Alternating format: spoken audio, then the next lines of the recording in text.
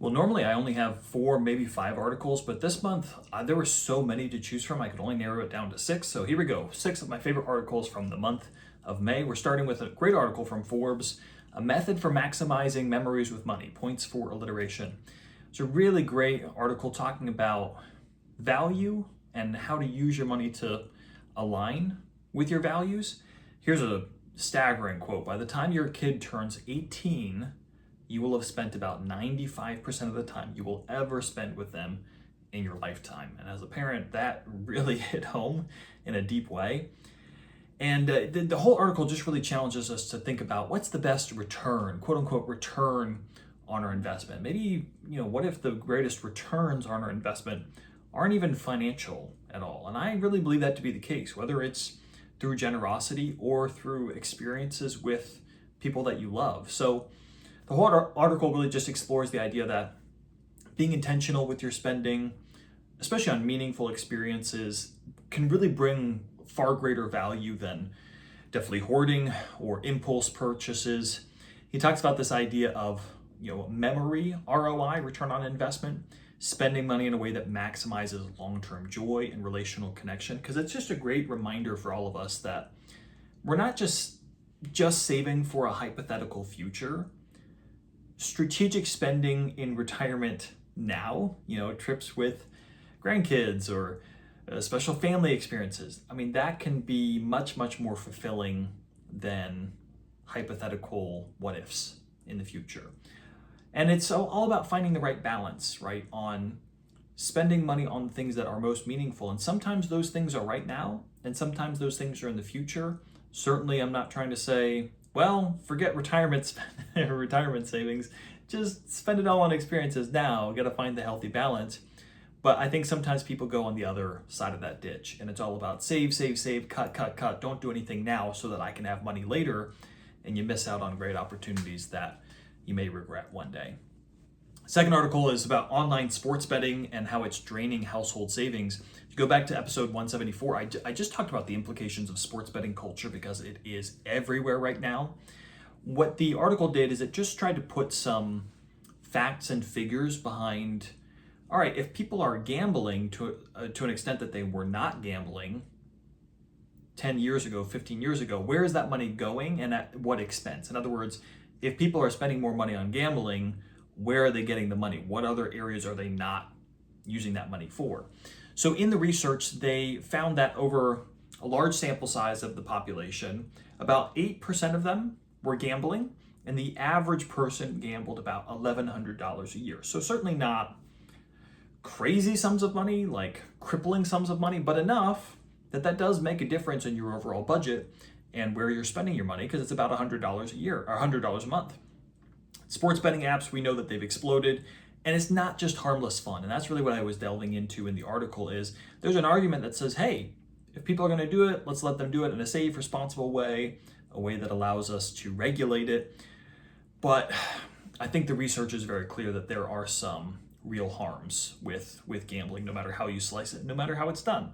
So what the research was showing is that of those who are regularly participating in online gambling, they are saving significantly less, whether that's in their bank savings account or particularly in their retirement savings account. In fact, interestingly, it almost seems like a replacement for some people that instead of putting money in their 401k, they would rather try to turn a quick buck. In other words, I think there's a certain segment of the population, a small segment, but a significant segment nonetheless, that really view their best ROI. They really think that the best way to multiply and to grow their money is not slow and steady, is not the traditional put it in a 401k, invest in a broad basket of stocks and let that build slowly and compound over time, but rather it's, I'm betting on the NBA playoffs, or I'm betting on golf, or whatever the case may be. And it's a real risk, because we know over the long term, most bettors lose money, certainly better ROI than buying lottery tickets on a mathematical basis, but still over the long term, not good. And it's going to lead to a significant number of people getting further and further behind on saving and investing for the long term. So I found that to be an interesting sort of reinforcement of what we were just talking about a few episodes ago. Third article is about, do the rich pay their fair share of taxes? There is a lot of debate about this topic. Are the rich, quote unquote, the rich, the 1%, however you want to define the rich, are they paying enough in taxes? Are they paying their fair share? And what this piece does is it breaks down the actual IRS data to show that the 1% are already paying over 40% of all income taxes. And so proportionally, how is each segment of the US population, how much are they paying in taxes and how much benefit are they receiving? We have to understand the US has a progressive tax system, meaning that higher your income, the higher your tax rate. So proportionately more of your income should be going to taxes, but our IRS tax code is also famously complicated with lots of loopholes and lots of rules. And of course, very wealthy people use those rules to their advantage. They hire a team of accountants and planners and lawyers to comb the details, comb the code, and find every possible advantage and use those, which certainly their prerogative. And if we don't like it, we should look at changing the tax code and eliminating some of those loopholes. But let me give you some hard numbers that I found really fascinating from this article. First of all, broken down by percentiles, how much do people make versus how much do they pay? So the top 1% pays a little bit over 40% of all taxes paid. The top 5% pays 61% of taxes. By the way, the top 1% only account for about 22% of total income in the United States, but yet they pay over 40%. So that's the proportion there, right? If everything was equally proportionate, that would mean, the top 1%, if they're making 22% of the money, they should be paying 22% of the taxes, but that is not the case. The top 50% make 88.5% of all the money, but they pay 97% of the taxes. The bottom 50%, even though they account for 11.5% of all income earned in the US, pay only 3% of the taxes owed. So that just shows you in a nutshell, the more you're making, not only are the more you're paying, but even in proportion to the money that you're making, you're paying more. Now you could say, okay, well, the rich, the people in the top percentile, they have a lot more money to spare than people at the bottom. And that is true, and that's why we've had a progressive tax system for a long time now. But I found this follow-up in the article really interesting as well, actually even more interesting to me. And that was, okay, so sure, here's how much each person pays, but what benefit is received? Because that tax money, how is it used? It's mainly used for social safety net type programs to take care of healthcare costs, whether it's Medicaid or Medicare, for food, for housing, for Social Security, all of those things.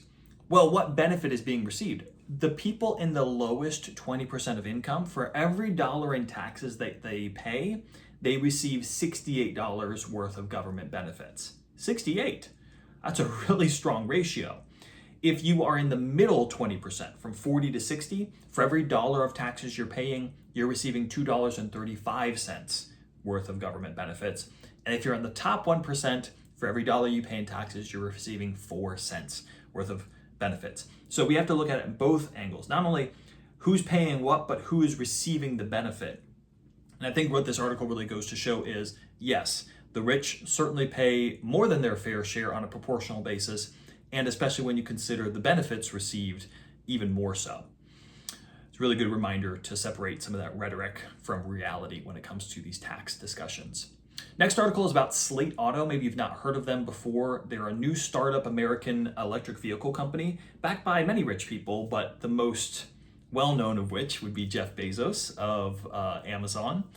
And they've made a little bit of a splash. They've gotten some headlines here recently. They've racked up over 100,000 pre-orders of their new electric pickup truck.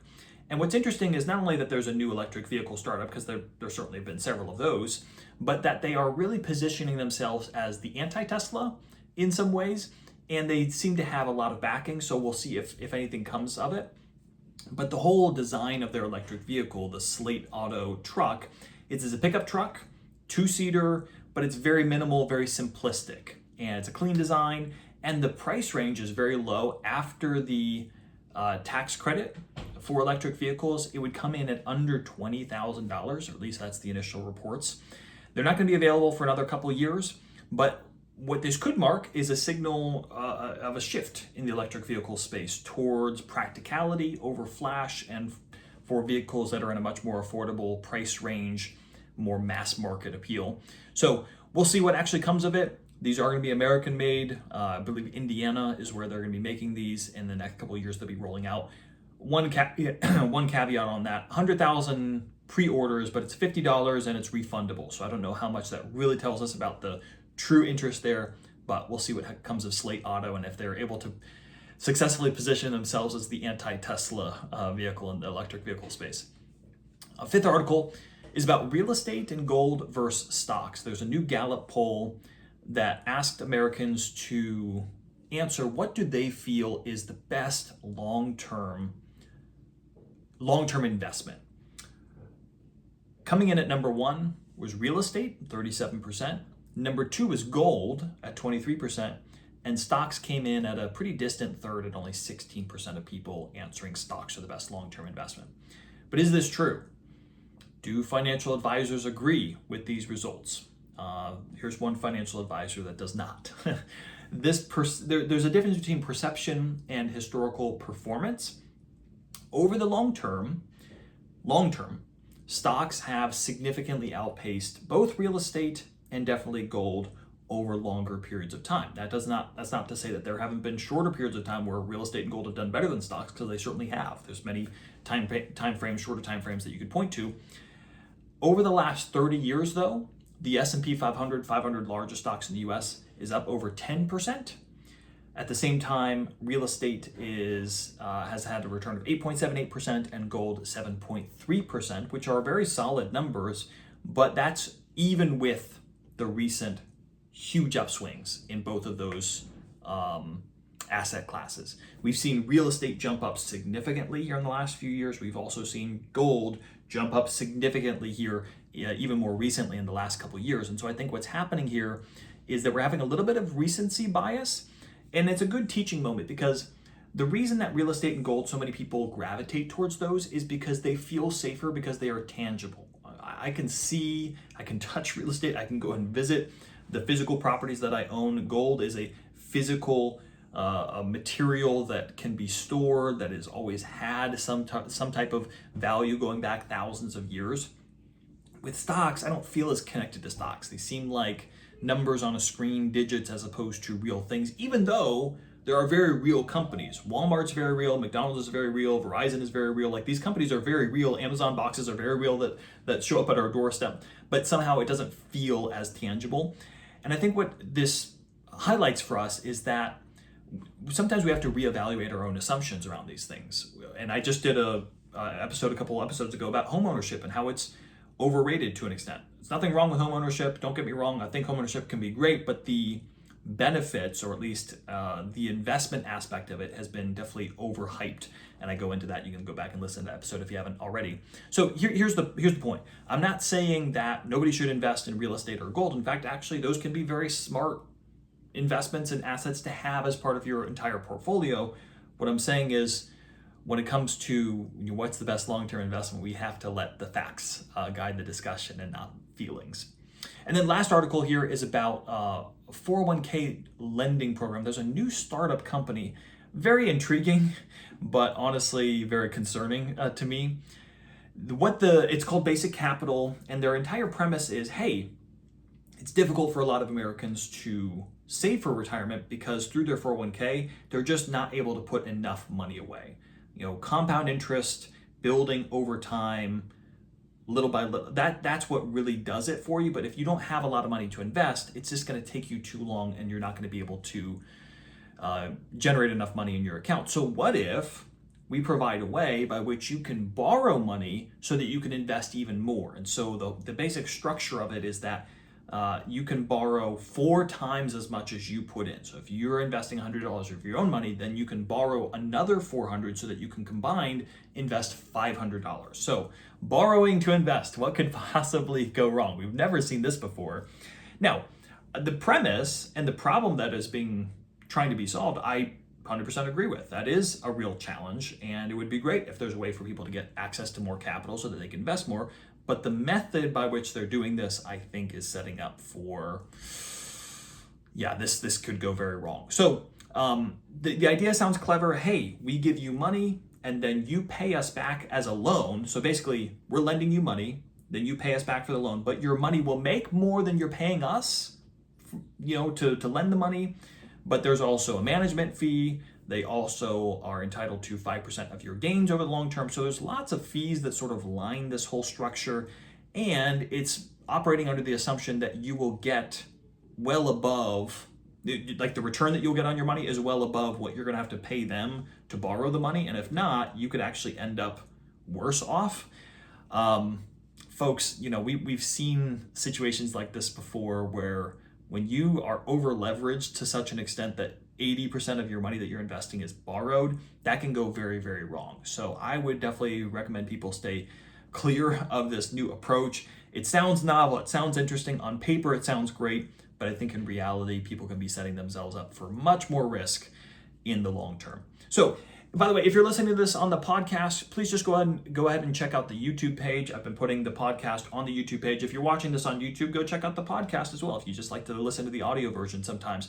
I've gotten some decent traction on the last two videos, one on home ownership and then the other one on Trump's big, beautiful bill. So if you haven't seen those or listened to those, you can check those ones out. I recently got YouTube Premium. This is not an ad for YouTube Premium. But now that I get no ads on YouTube, I've really been enjoying watching YouTube clips a lot more. So if you haven't already, just go to Nate Skelly CFP page on YouTube and you can subscribe there. Thanks as always for listening, for watching. I'll see you on our next episode.